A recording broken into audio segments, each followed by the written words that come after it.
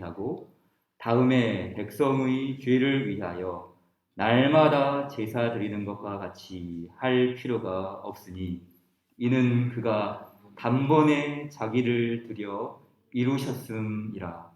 율법은 약점을 가진 사람들을 제사장으로 세웠거니와 율법 후에 하신 맹세의 말씀은 영원히 온전하게 되신 아들을 세우셨느니라. 아멘. 영원히 온전하게 되신 아들을 세우셨느니라. 기도하고 말씀 듣겠습니다. 하늘에 계신 우리 아버지 하나님, 주님께서 지극한 사랑하심과 자비를 통하여 우리를 구원하시기를 기뻐하셨습니다. 우리의 죄와 비참함이 얼마나 큰 것이었는지를 삼위 하나님의 구원의 일들을 통하여 우리는 자각하며 또한 그러한 구원을 베풀어 주신 주님의 사랑이 얼마나 아름답고 놀랍고 위대한 것인지를 다시 한번 알아갑니다. 주여, 우리에게 이러한 큰 은혜를 주신 우리의 아버지 하나님께 어떠한 감사로 주께 영광을 올려드리며 어떠한 감사의 삶으로 주 하나님을 영화롭게 해야 하는지를 바르게 알게 하여 주셔서 우리의 온 몸과 삶이 주님의 것임을 고백하며 주 하나님께 아름다운 믿음과 삶으로 영광 올려드리는 주의 거룩한 백성들 되게 하여 주시옵소서. 주님께서 사랑하시는 자녀의 손길을 통하여 귀한 헌물을 주 앞에 드립니다. 주께서 이 드림의 믿음과 또한 간절한 기도의 소원을 흠양하시고 그에 합당한 하나님의 은덕을 내리시어 우리 주님의 자비로움과 사랑하심을 더욱 깊이 체험하며 주님께 몸과 마음 모든 것을 아름답게 드리는 우리 모든 교회의 성도들 되게 하여 주시옵소서. 우리 구주 예수님의 이름으로 기도 올리옵나이다. 아멘. 지난 시간 우리는 구원에 관하여 배웠습니다. 우리의 구원은 하나님의 공의와 자비로부터 왔습니다. 이와 같은 내용을 벨직 신앙고백서 제20조에서는 이렇게 이야기를 했습니다. 하나님께서는 우리의 죄악을 아드님에게 담당시키셨을 때에 그분의 공의를 아드님에게 나타내셨고 죄를 범하여 지옥 형벌을 받아 마땅한 우리에게는 그분의 선하심과 자비를 쏟으셨습니다. 지극히 자비롭고 의로우신 하나님께서는 어떻게 자신의 공의와 자비를 나타내셨습니까? 바로 그리스도입니다. 그리스도. 하나님의 그 공의, 의로우심, 죄인에게 부어주는 그 형벌, 죄인에게 쏟아지는 진노의 형벌은 우리에게 부어진 것이 아니라 독생자에게 쏟아졌습니다. 우리의 죄악을 아드님이 담당하셨기 때문입니다. 반면 형벌을 받아 마땅한 우리에게는 선하심과 자비하심을 쏟으셨습니다. 교환이 일어난 것이죠. 교환. 본래 교환이라는 것은 동등한 조건에 있을 때 좀 합리적인 교환이 이루어지죠. 내가 지닌 것이 100만 원의 값어치가 있다면 상대방의 물건 역시 그와 동등한 값어치가 있어야 합니다. 꼭 금액이 아니더라도, 금전적인 돈에 대한 액수가 아니더라도 내가 가진 그 품격, 내가 지니고 있는 물건의 품격과 다른 사람이 가지고 있는 그 바꾸려고 하는 그것이 동등한 품격을 가지고 있어야 그 합당하고 이치에 맞는 교환이 이루어지지 않겠습니까? 그러나 하나님의 교환은 전혀 그렇지 않습니다. 이것은 사실 교환이라고 할 수 없습니다. 그래서 말 그대로 이 교환은 놀라운 교환입니다. 위대한 교환이죠. 거저 주시는 교환, 은혜로운 교환, 한쪽 편에서만 후한 은덕을 베풀어 주시는 그러한 교환이죠. 자신의 아드님에게 하나님의 진노를 쏘아 부으시고 그리하여서 우리에게는 하나님의 자비하심과 선하심을 내리시는 이러한 교환. 우리 편에서는 아무것도 준 것이 없음에도 불구하고 그리스도께서 자신을 내어주시고 성부 하나님의 그 자비하신 은혜가 우리와 그리스도를 바꾸는, 그리스도의 죽음과 우리의 생명을 맞바꾸는 아름답고도 놀라운 교환이 일어났습니다. 지옥 형벌을 받아야 할 마땅한 죄인들을 천상의 아들, 딸로 바꾸셨습니다. 그리스도 안에서 나타내신 하나님의 공의와 자비는 이처럼 놀라운 교환을 이루었습니다. 이와 같은 그 교환, 바꾸는 은덕은 그리스도의 사역에서 구체적으로 드러납니다. 그러니까 예수님께서 우리를 위하여 행하신 그 구원의 사역이 바로 우리를 하나님의 아들, 딸로 맞바꾸는 놀라운 교환을 이루어낸 것이죠. 자, 예수님은 중보자이시죠. 우리가 잘 알고 있는 것처럼 예수님은 우리를 구원하신 중보자, 구원의 중보자로 고백하죠. 이 구원의 중보자는 세 가지의 직무가 있습니다. 선지자, 제사장, 그리고 왕이죠. 이 세 가지의 직무를 우리 중보자께서 담당하시는데 이 내용을 하이델베르크 요리문답을 보면서 한번 살펴보겠습니다. 자, 그분을 왜 그리스도 곧 기름 부음을 받은 자라 부릅니까? 한번 쭉 읽어볼까요? 시작. 왜냐하면 그분은 성부 하나님으로부터 임명을 받고 성령으로 기름 부음을 받으셨기 때문입니다. 그분은 우리의 큰 선지자와 선생으로서 우리의 구원을 위한 하나님의 감추인 경영과 뜻을 온전히 계시하시고 우리의 유일한 대제사장으로서 그의 몸을 단번에 제물로 드려 우리를 구속하셨고 성부 앞에서 우리를 위해 항상 간구하시며 또한 우리의 영원한 왕으로서 그의 말씀과 성령으로 우리를 다스리시고 우리를 위해 획득하신 구원을 누리도록 우리를 보호하고 보전하십니다. 이렇게 이 요리문답에서는 선지자, 제사장, 왕에 대한 충분한 설명을 해주죠. 하지만 이 벨직 신앙 고백서, 우리가 배운 이 신앙 고백서에서는 이 세 가지 직분 중에서 제사장에 대해서만 집중합니다. 그리스도께서 우리를 위하여 행하신 대제사장 사역에만 포커스를 맞추는 것이죠.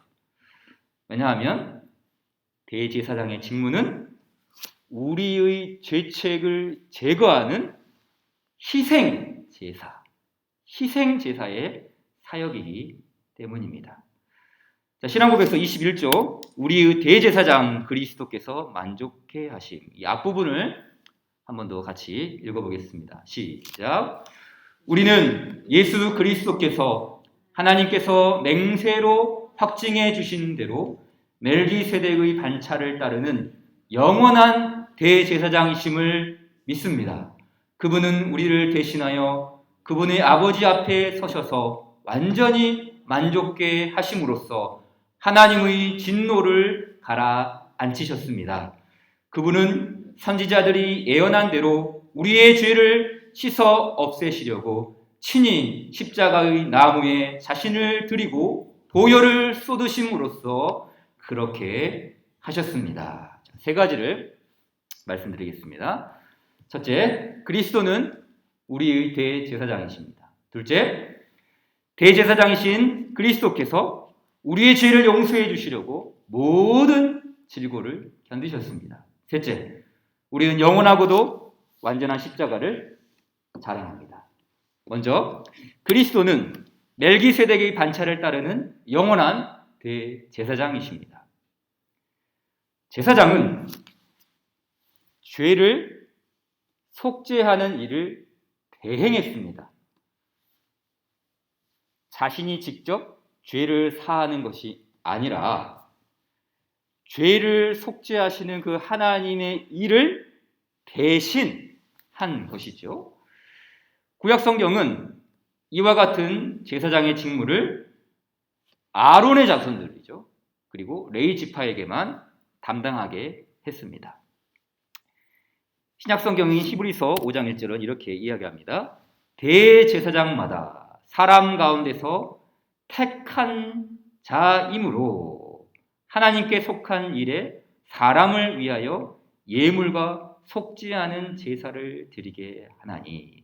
제사장은 우리 주님께서, 여호와 하나님께서 레위 지파에게만 맡기신 사명이었고, 그 중에서 대제사장은 이 아론의 지파를 통해서, 이 아론 계통의 반차를 따라서 대제사장 사역을 감당하게 했죠. 하나님께서 택한, 맡기신, 임명하신 사람들만 이 같은 제사를 드리게 했습니다.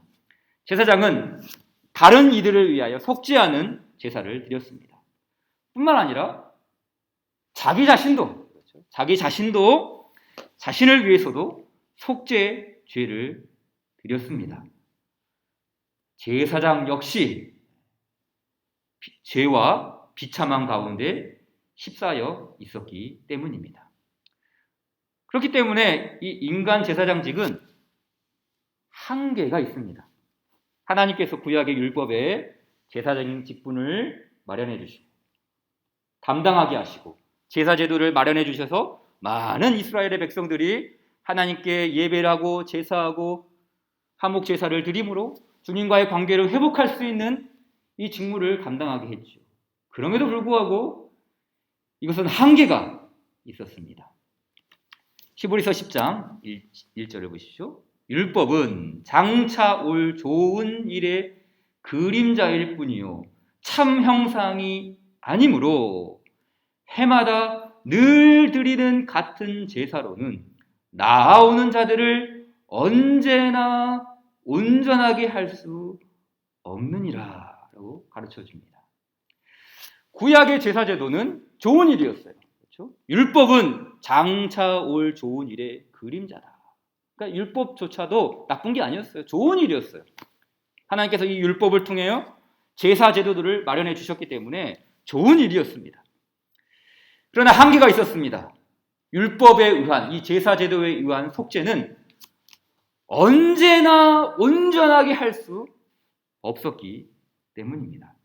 그래서 이 율법, 제사 제도를 가리켜서 장차 올 좋은 일의 그림자일 뿐이다 라고 그랬죠. 그리고 이 그림자가 지워지고 마침내 실체가 나타납니다. 7장 11절에 이렇게 이야기하죠. 레위 계통의 제사 직분으로 말미암아 온전함을 얻을 수 있었다면, 레위 계통의 제사 직분으로 말미암아 온전함을 얻을 수 있었으면 백성이 그 아래에서 율법을 받았으니 어찌하여 아론의 반차를 따르지 않고 멜기세덱의 반차를 따르는 다른 한 제사장을 세울 필요가 있느냐. 즉 레위 계통의 제사 직분은 온전하지 못했습니다. 하나님께서 임명하시고 주시고 율법을 통하여 확증해 주신 이 레위 계통의 제사 직분은 온전할 수 없었습니다. 결론적으로 이 아론 계열의 제사 직분은 폐지됩니다. 완전히 없어지죠. 그리고 다른 한편의 제사장직이 세워집니다. 바로 아론의 계통을 따르는 것이 아니라, 레위 지파를 따르는 것이 아니라 멜기세덱의 반차를 따르는 영원한 제사장 직분입니다. 멜기세덱의 직분. 자, 히브리서 7장 1절부터 3절을 보십시오. 성경을 보고 같이 읽어볼까요? 7장 1절부터 3절 시작. 이 멜기세덱은 살렘 왕이요 지극히 높으신 하나님의 제사장이라. 여러 왕을 쳐서 죽이고 돌아오는 아브라함을 만나 복을 빈 자라.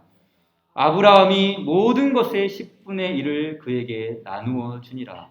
그 이름을 해석하면 먼저는 의의 왕이요 다음은 살렘 왕이니 곧 평강의 왕이요 아버지도 없고 어머니도 없고 족보도 없고 시작한 날도 없고 생명의 끝도 없이 하나님의 아들과 닮아서 항상 제사장으로 있느니라. 자, 이 멜기세덱 창세기에 나오는 창세기 14장에 나오는 아주 신비한 인물이죠. 근데 이 예수님은 바로 이 신비한 인물인 멜기세덱의 반차를 따르는 제사장으로 임명받았습니다. 이 멜기세덱의 특징이 무엇입니까? 이 멜기세덱 제사장 직분의 특징은 다른 게 아니죠. 3절 마지막에 항상 제사장으로 있느니라 라고 했어요. 항상 제사장으로 있다. 하나님의 아들과 닮아서 항상 제사장으로 있다. 자, 말씀을 잘 보세요. 예수님이 멜기세덱을 닮은 것이 아니라, 그렇죠? 예수님이 멜기세덱을 닮은 것이 아니라 누가 누구를 닮았어요? 멜기세덱이 예수님을 닮아서 항상 제사장으로 있어요. 그럼 무슨 말입니까? 우리의 주님 예수님은 우리 죄를 속하기 위하여 항상 제사장으로 계신다라는 뜻이죠. 그래서 예수님은 아론의 반차를 따르는 제사장이 아니었어요. 레위지파의 그 순서를 따르는 제사장이 아니었습니다. 항상 제사장으로 계신, 바로 멜기세덱도 그러했던 것처럼 우리의 주님께서도 항상 제사장으로 계십니다. 이처럼 하나님께서는 예수님을 영원하고도 완전한 대제사장으로 임명하셨습니다. 그런가 하면 두 번째로 이러한 대제사장은 우리의 죄를 용서해 주시려고 모든 일을 감당하셨습니다. 자, 이 예수님의 제사장 직분은 독특한 측면이 있었죠. 첫 번째는 멜기세덱의 반차를 따르는 아주 독특한, 항상 제사장으로 있는 이 독특함이 있었습니다. 다른 하나는 또 무엇입니까? 예수님 자신이 희생 제물이 되었다는 것이죠. 아론의 제사장 직분은 그냥 직분만 있어요. 제물은 짐승이었죠. 백성들이 가져오는 제물이었습니다. 그러나 예수님 직분은, 예수님의 제사장 사역은 주님께서 친히 대제사장으로서의 사역을 감당하셨지만 제물을 어디서 가져왔습니까? 다른 게 아니었어요. 자기 자신이 희생 제물이 되어 주셨습니다. 구약 성경에서 희생 제물은 어떤 특징이 있습니까? 다 자원하여 드렸어요. 억지로 이렇게 제사장이 시켜서 끌고 와서 가져온 것이 아니라 백성들이 자원하여서 자신의 제물을 가져왔잖아요. 마찬가지였어요. 예수님은 자신의 몸을 자원하여 드립니다. 자, 히브리서 10장 5절을 보십시오. 10장 5절부터 10절입니다. 10장 5절. 그러므로 주께서 세상에 임하실 때에 이르시되 하나님이 제사와 예물을 원하지 아니하시고 오직 나를 위하여 한 몸을 예비하셨도다. 번제와 속죄제는 기뻐하지 아니하시나니 이에 내가 말하기를 하나님이여 보시옵소서. 두루마리 책에 나를 가리켜 기록된 것과 같이 하나님의 뜻을 행하러 왔나이다 하셨느니라. 위에 말씀하시기를 주께서는 제사와 예물과 번제와 속죄제는 원하지 아니하고 기뻐하지도 아니하신다 하셨고 이는 다 율법을 따라 드리는 것이라. 그 후에 말씀하시기를 보시옵소서. 내가 하나님의 뜻을 행하러 왔나이다 하셨으니 그 첫째 것을 폐하심은 둘째 것을 세우려 하심이라. 10절 시작. 이 뜻을 따라 예수 그리스도의 몸을 단번에 들이심으로 말미암아 우리가 거룩함을 얻었노라. 아멘. 예수님은 하나님의 뜻을 행했습니다. 그 하나님의 뜻이 무엇입니까? 구약의 율법, 번제와 소제와 희생 제물을 드리는 것, 하나님 그것을 기뻐하지 아니하신다 하셨어요. 그것이 주님이 진짜 원하시는 것이 아니었습니다. 진정한 희생 제사는 무엇입니까? 곧 자신의 몸을 자원하여 드리는 그리스도의 희생 제사, 바로 이것이었습니다. 자신의 몸을 자원하여 드리는 영원하고도 완전한 속죄 제사. 이 모든 일은 우리를 위한 일이었습니다. 9장 24절을 보십시오. 그리스도께서는 참 것의 그림자인 손으로 만든 성소에 들어가지 아니하시고, 성막이죠. 구약 광야에 있던 성막, 손으로 만든 성소, 그 지성소, 인간의 손을 통해 만든 그 지성소에 들어가지 아니하시고 바로 그 하늘에 들어가사, 하늘 지성소죠, 거기에 들어가사 우리를 위하여 하나님 앞에 나타나시고, 그러니까 그리스도께서 자신의 몸을 희생 제물로 드리는 그 영원하고도 온전한 하늘의 속죄가 우리를 위하여 이 일을 이루셨다. 하늘 지성소에 부어진 그리스도의 희생은 우리를 위하여, 우리를 하나님 앞에 나타내기 위하여 그렇게 하셨던 것이죠. 이와 같이 그리스도께서는 우리를 위하여 전적으로 자원하여 자신을 드리셨습니다. 성경은 말씀하죠. 내 뜻대로 마옵시고 아버지의 원대로 하옵소서. 주님의 뜻이 자신의 뜻이고 자신의 뜻이 아버지의 뜻인 이 삼위일체 하나님의 한격이신 성자 하나님께서는 자원하여 아버지의 뜻을 이루셨습니다. 또한 요한복음에서는 이를 내게서 빼앗는 자가 있는 것이 아니라 내가 스스로 버리노라. 우리를 위하여 하나님 앞에 우리를 나타내기 위하여 주님께서 그렇게 자신의 몸을 자원하여 드리셨던 것이죠. 신앙 고백서는 우리를 위한 이 예수님의 희생을 다음과 같이 가르칩니다. 제가 쭉 읽어볼게요. 성경은 이렇게 기록합니다. 그가 징계를 받음으로 우리가 평화를 누리고 그가 채찍에 맞음으로 우리가 나음을 입었도다. 그분은 마치 도수장으로 끌려가는 어린 양과 같았고 범죄자 중 하나로 헤아림을 입었습니다. 그분은 본디오 빌라도에 의하여 범죄자로 정죄되었는데 사실 빌라도는 처음에 그분이 무죄하다고 선언하였습니다. 그분은 취하지도 아니한 것도 물어주게 되었고 의인으로서 불의한 자를 대신하여 죽으셨습니다. 예수님은 우리의 죄를 대신 뒤집어 쓰고 고난을 받으셨습니다. 하나님의 형벌이 하나님의 아드님에게 쏟아졌습니다. 하나님의 손이 독생자를 으깬 것입니다. 이사야 선지자는 이와 같은 그리스도를 가리켜 이렇게 말하죠.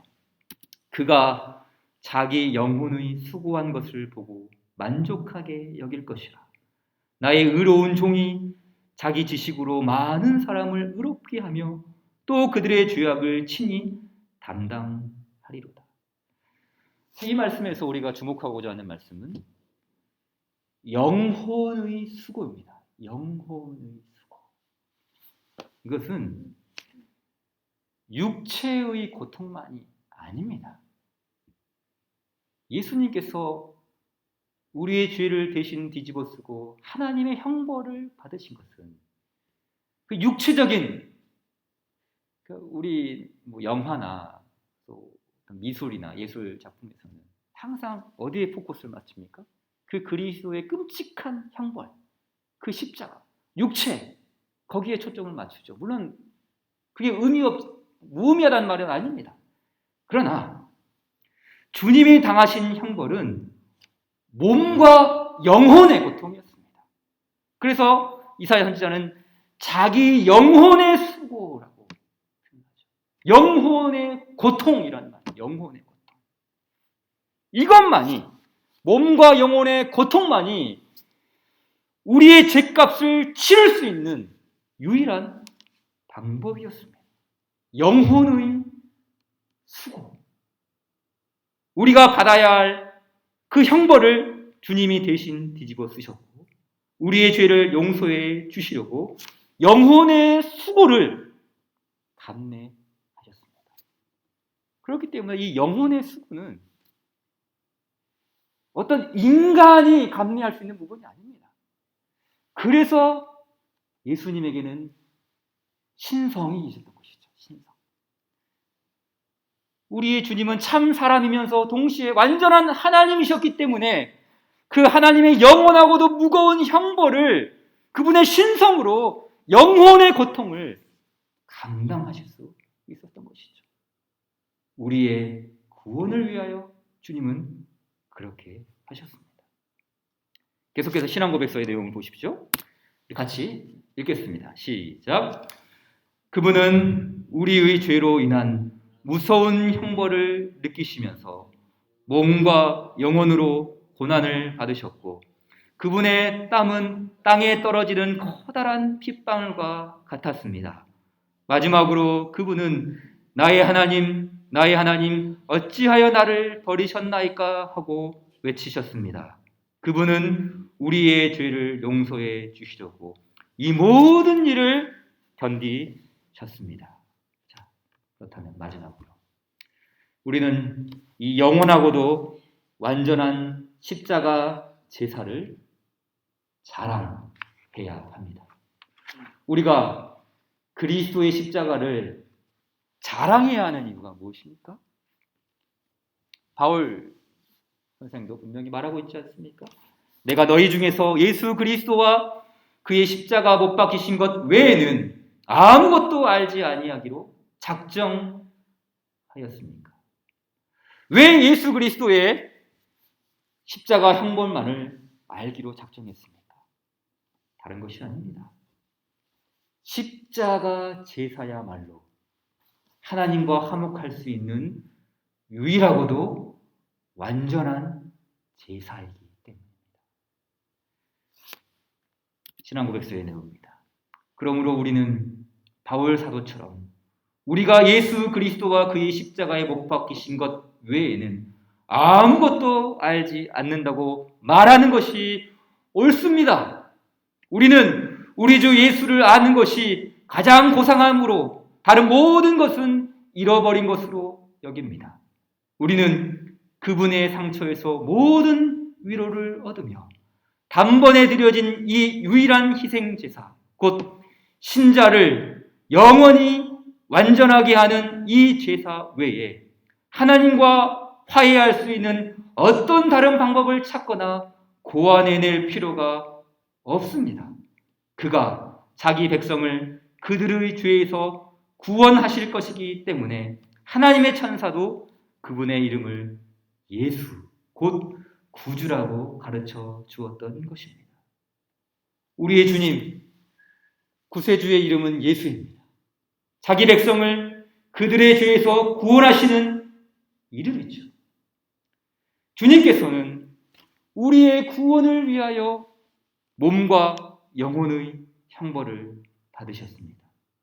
하나님의 진노의 손이 아드님의 몸과 영혼을 치신 것입니다. 그러기에 하나님은 자기 자녀들을 타격하지 않습니다. 성령 안에서 성자를 통하여 성부 하나님의 아들, 딸이 된 자녀들에게 하나님이 치셨다. 이건 온당한 표현이 아닙니다. 하나님은 자신의 아드님을 치셨습니다. 몸과 영혼에 극심한 형벌을 쏟으셔서 우리를 하나님의 아들, 딸로 삼기 위하여 아드님을 치신 것이죠.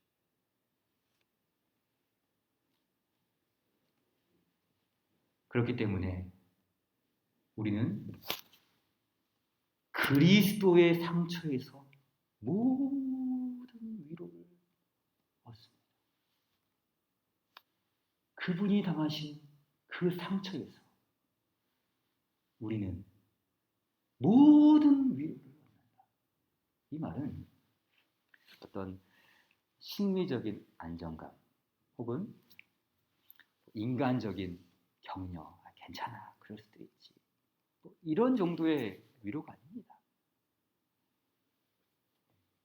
그리스도의 십자가 희생이 어찌 심리적인 안정감만을 주는 위로겠습니까?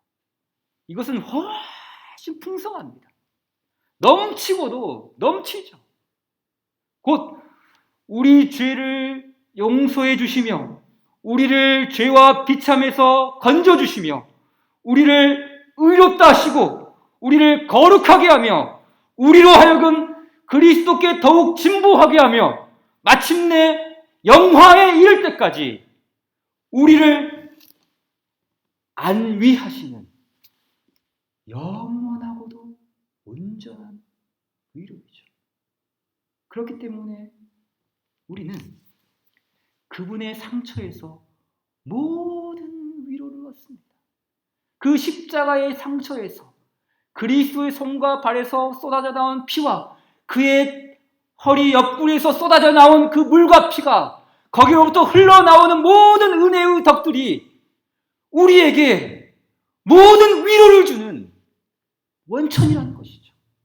그분의 십자가에서 쏟아져 나오는 모든 피와 물이 우리의 영혼을 살리는, 우리의 심령을 다시 세우는 모든 위로의 원천.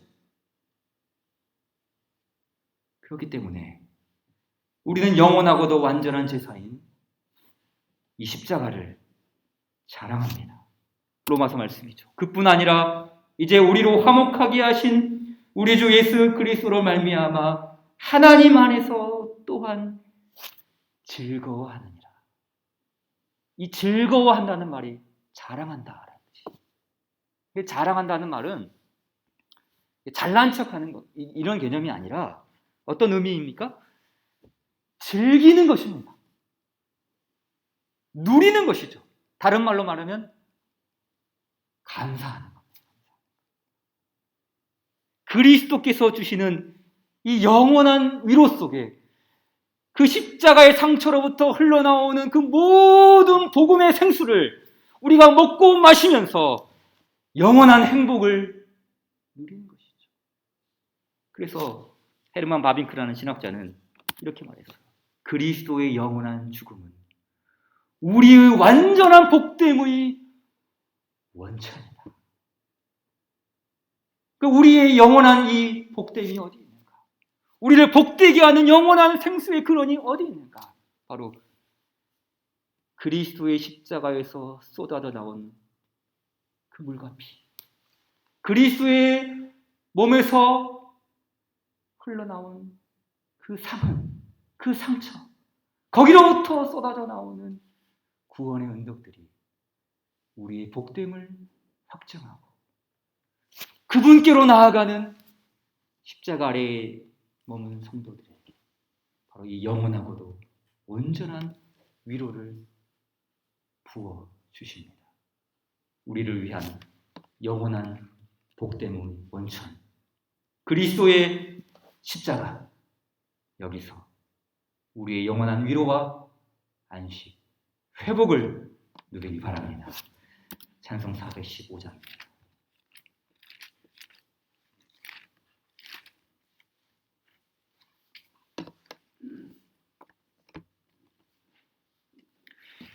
십자가 그늘 아래 나시기 원하네.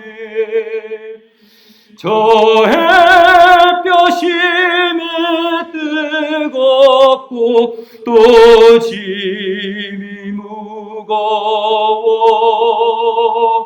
이 광야 같은 세상에 늘 방황할 때에 주 십자가의 그늘에 내 싣고 찾았네.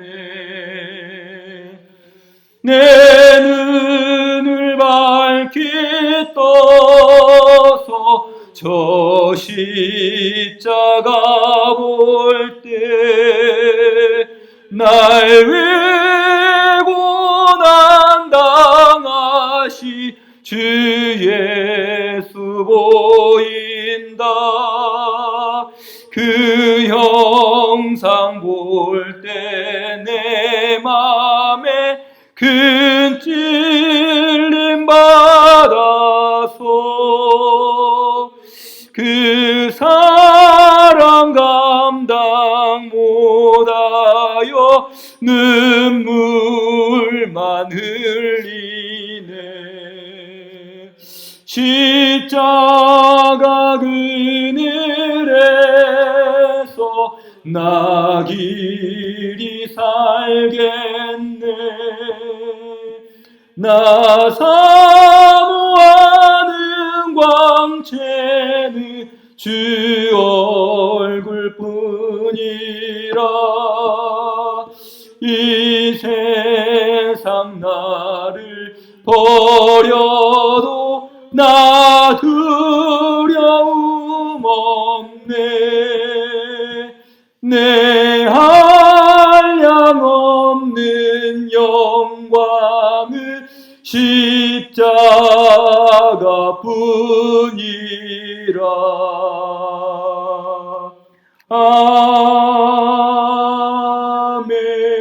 아멘. 기도하겠습니다. 하늘에 계신 우리 아버지여, 이름이 거룩히 여김을 받으시오며 나라의 임하옵시며 뜻이 하늘에서 이룬 것 같이 땅에서도 이루어지이다. 오늘날 우리에게 일용할 양식을 주옵시고 우리가 우리에게 죄 지은 자를 사하여 준 것 같이 우리 죄를 사하여 주옵시고 우리를 시험에 들게 하지 마옵시며 다만 악에서 구하옵소서. 대개 나라와 권세와 영광이 아버지께 영원히 있사옵나이다. 아멘.